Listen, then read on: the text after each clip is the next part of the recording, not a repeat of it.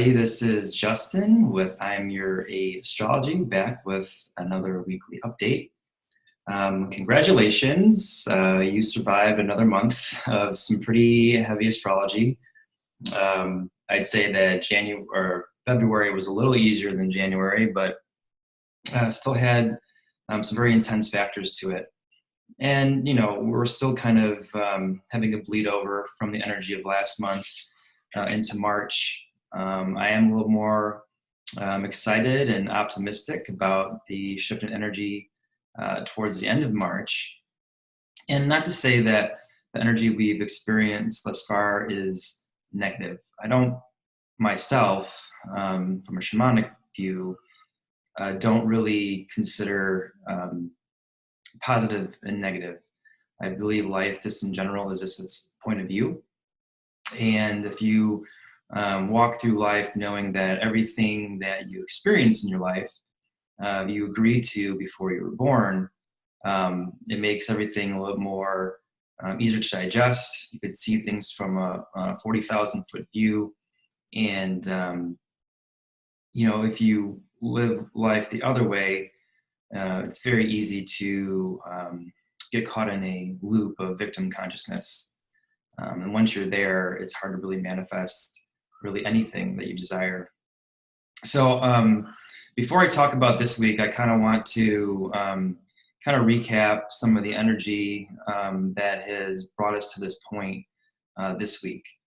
You know, last week we had a pretty significant conjunction, and I'll show you here on the board, of Mars was conjunct the south node and was in a square with the moon in Aries with Chiron. So, you know, to me, and what I just observe with myself and people is, you know, Mars is explosive. It's combustion. It's explosive. It's direct. It's aggressive. South node, to me, in this scenario, you know, it could be some past life wounds that have still keep resurfacing in our reality. And with the square to the moon, Aries moon is also very explosive. It can be very defensive. Chiron is the wounded healer. It's our greatest wound in this life. And I think what's happening with this activity in Capricorn is Mars wants to cut and sever. And when you're talking about a square, you're talking about delays, restrictions, depressed energy. And it's basically it's a cut and severance of emotional wound that will ultimately allow you to release the past and move on. I feel there's a number of positive events that are coming our way, and we have to release before we could receive. From a shamanic view, you can't bring anything new into your life until you get rid of the old. You know, so I have some examples of this and how it might have manifested in your reality. But I have someone close to me that has been really trying to finally made a decision of putting their house on the market and wanting to move. And they have a lot of, they have a couple roommates in the home, and they felt really karmically tied to them. I wouldn't say responsible, but very, very mindful and thoughtful of their life, and didn't want to disrupt, you know, their lives. But in part with that, they're restricting their own progress in their home process. So they had to have a very difficult, very direct, and in a lot of cases uncomfortable conversation, and, you know, asking them to leave and move out. I also have a friend very close to me that, and I believe she has Saturn flying through her fourth house with Pluto right now. Long and short, a very difficult past with family and siblings. you know, basically the aggression and some of the difficulties have brought them to a point where they want to create more strict boundaries and in some cases sever ties with family. And, you know, for that, they've gotten a lot of judgment. You know, the ideology of, well, that's your mother and father, that's your sister, their blood. And I think a lot of us in the society have been, even myself, brought up with a lot of dogmatic responses to that. And I know in the Bible they talk about honor thy mother, honor thy father, which is fine. And I do have some resonance with that. However, what I would like to also see written is honor thy children. And it's okay to forgive, you know, toxic people, toxic family members. You forgive them for yourself. But if you forgive someone and they don't change their actions on their side of it, that's not, you know, warranting forgiveness. And, you know, it's in certain situations, it's okay to create very strict boundaries. I'll even use myself as an example. I have a very abusive father. He's created a lot of havoc on my life and my sister's. And I forgave him a long time ago because I see him in his pain.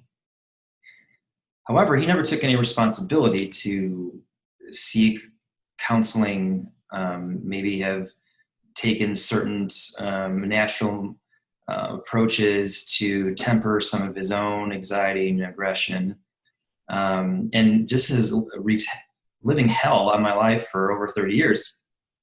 I also have Saturn and Pluto riding through my fourth house. It's a very difficult time.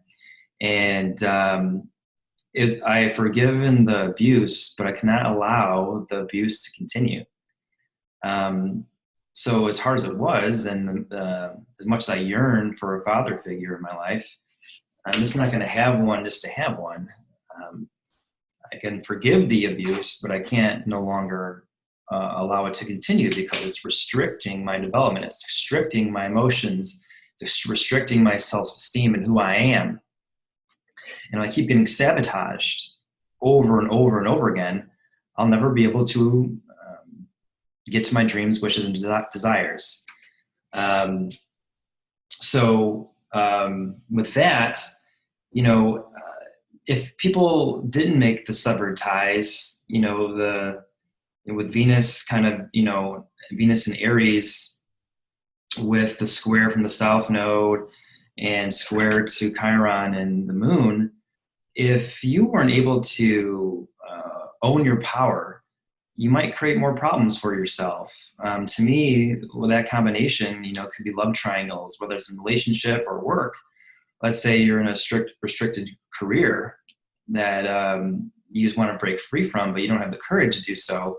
And you start talking to companies, you know, behind their backs, or start prospecting. And, you know, maybe some of that gets brought to the surface. You know, Mars square, you know, those are, you know, you tend to get caught in those situations. With Venus last week in Aries with that square to Mars, that's, you know, in a lot of cases, that's love triangles. If you are in an abusive, toxic situation that you are, instead of trying to liberate yourself and stand in your own worth and power, and you're going toward the more codependent approach, you want to fill your emotional bucket with a new partner before you get rid of the old one. Well, that's going to cause not only some more problems for yourself, but you're just going to continue to spin the wheel of karma. So luckily, you know, some of the you know, this is all just kind of liberating. This is the name of the game, is to remove any restrictive energy that is holding you back from your soul evolution. And the universe is asking you to cut ties with it. It no longer serves you. And, you know, some of the after effects of these decisions aren't necessarily easy. It's not like you're going to make these hard decisions, this extraction from a shamanic perspective. We talk about soul extraction, entity extraction. When you extract something from you, there is an empty space, and the empty space needs to be filled with something. And it's love and compassion. The Venus square to Pluto probably created some really intense emotions, some of the after effects of this. There could have been some power struggles in your relationships. Many of you might have had some type of job or financial loss. Although that looks really bad on the surface, ultimately it's creating more space for you to do something better. One of my best friends' mom has worked for an organization for 25 years, and they came to her last week and said, listen, we are downsizing your position. You could stay with the company, but you're going to be taking a $1,500 a month pay cut, or we'll give you this severance package, and you can move on. And, you know, that is financial loss, and the feelings of that is unworthiness. You spent 25 years for the company, and that's what they give you at the end. Just you're downsizing your role, and we don't need you anymore. That could be a pretty tough hit to your self-esteem. Now, let's talk about the positives to that. She is now able to take the severance package and pay off some aged debt, and move further downstate to where her family lives, and she could be closer to her grandchildren and live much more affordably. Currently, they're in Chicago, and that's a very expensive market. And to go down to Southern Illinois, where rent goes from $1,600 a month to $400. So on the surface, it looks like a tragedy. But again, life is fated. What you have control over is your point of view. So on the surface, that's a pretty shitty situation. But it could be a blessing in disguise. The severance package, a jump start to her next journey in her soul evolution. She gets to be closer with family. And, maybe not have to, maybe she's stuck in that job because she has the high rent and the age debt, and working past her years in order to just keep your nose above water. In a lot of ways, this, quote, tragedy that happened was probably a blessing in disguise, and it's going to create more ease and less stress in her life. And the later years of her life, she gets to spend with family instead of sitting in a cubicle.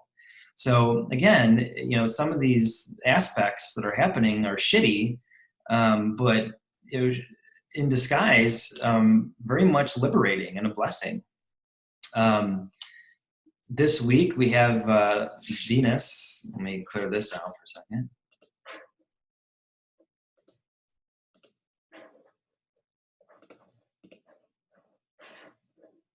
Okay, let's see, Venus. I haven't adjusted the dates, but you guys can play along with me. So Venus is going to have this conversation, like I was saying, with Saturn and Pluto. So the first wave was the Venus square Pluto aspect, and then following that quickly after is the Venus square Saturn. Again, the feelings of unworthiness from the events of the Mars square to Chiron. So Venus square, if you have a Venus square Saturn in your birth chart, those people tend to hang on to relationships past their expiration.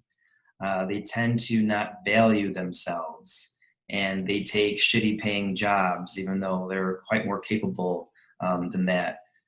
In a very Capricornian way, they feel they have to earn their keep in relationships, but it could be a very distorted view. So again, for those of you that did not take the action of Mars, you might be really hanging on to something that is just been a detriment to you and is delaying your happiness.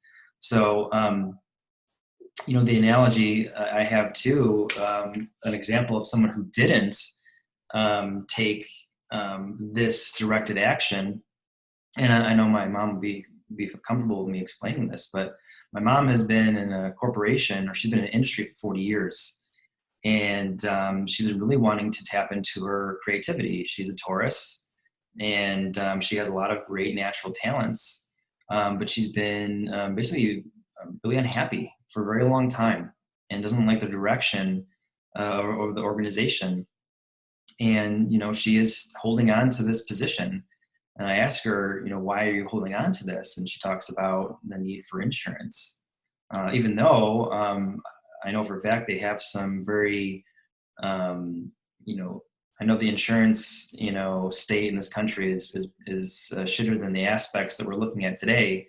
But I know they have a reserve, or they have a way of tempering these costs, and they really want to open a business that I feel would be incredibly lucrative, and they might make more money than they ever have dreamed of, to where even if you have to pay $1,000 a month for insurance, that would be a very easy burden, considering they might be making double what they make right now.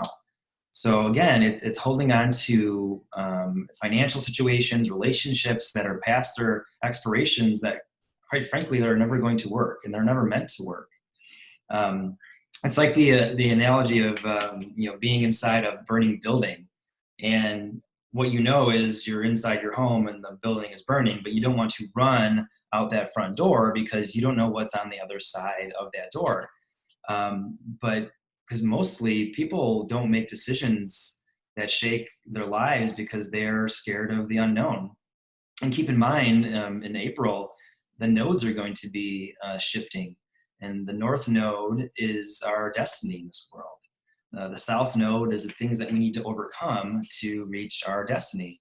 The North Node is a destiny that we've never experienced in any of our lives before.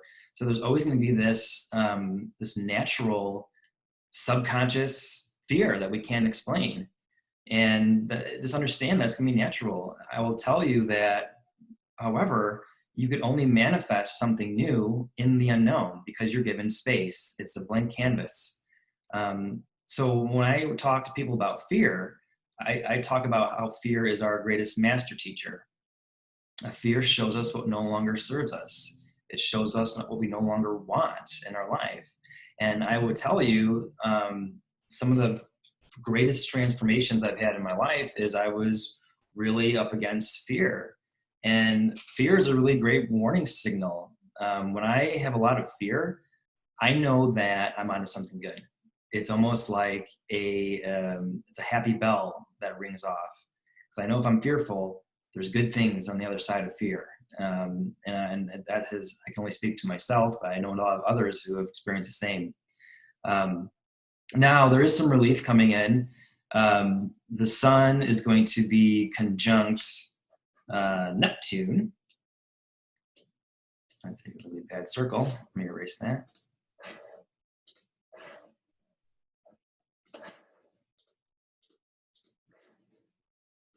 Probably should get an iPad for stuff like this. So the sun is going to be conjunct Neptune. And then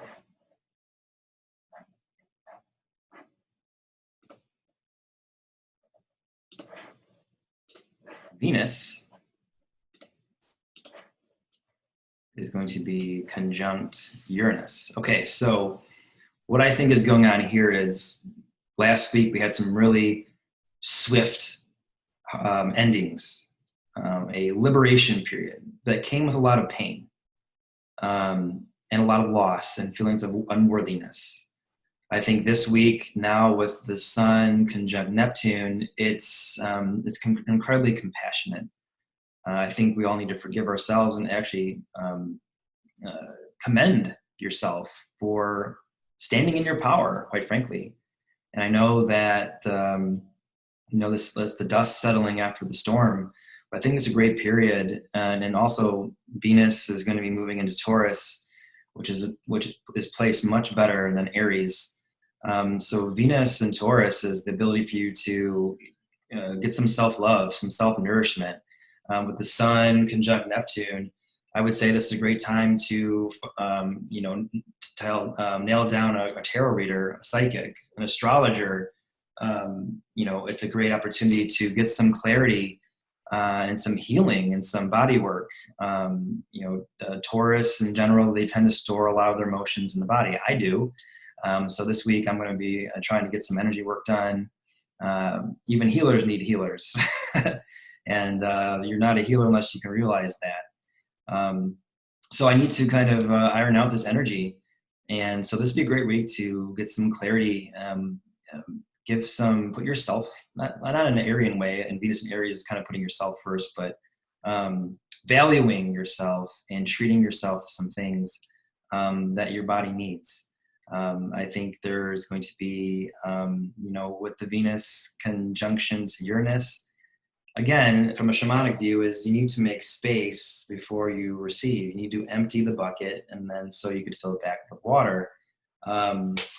I met my fiance with the Venus conjunct Uranus on my natal sun, so it was a completely shocking blessing to my life, and not that it was Mary's responsibility, but she's definitely healed some parts to me that I didn't feel were able to heal, and that was a limiting mindset. So Venus conjunct Uranus is unexpected opportunities, unexpected financial blessings, unexpected friendships. So I think, with the new moon in Pisces, like I said, we're in a period where we just need to trust right now. And all the things that are happening in our lives were written in the stars well before we were born. And the harder you hang on to this, the harder it's going to be.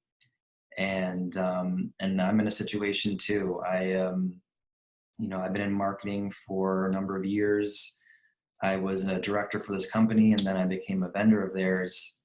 And I helped keep their buildings occupied. And I did really well for them. And then they came at me recently and said, well, Justin, your program doesn't work. You're too expensive. Just trying to find any excuse they can. Later to find out that they just adopted my strategy and brought it in-house and to save money. And it's supposedly people first company, and it's a profit first company, in my opinion. I really got hurt by that, and it really shook my confidence. It left me, losing about 80% of my income at a period where I'm trying to buy a house with my fiance. And I also feel the restriction of Venus square Saturn is I can't look at the houses I was looking at a couple months ago. I have to adjust my price range. And that really sucks.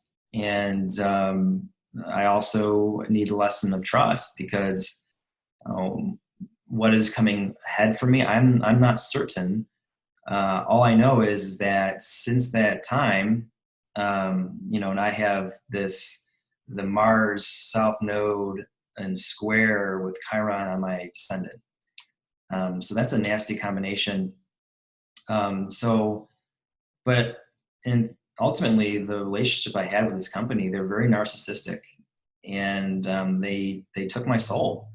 And week after week, I just felt incredibly drained, and I hated working for them. And yes, I had the financial stimulation and support, but was it worth sacrificing my own value? Was it worth sacrificing my happiness? And absolutely not. So I'm confident that something will come, and it might come unexpectedly, which as a Taurus, I don't like to being surprised, but I have come to enjoy. I've had Uranus on my natal sun the entire year. So it's kind of been nerve-wracking, but I have also a lot of great surprises.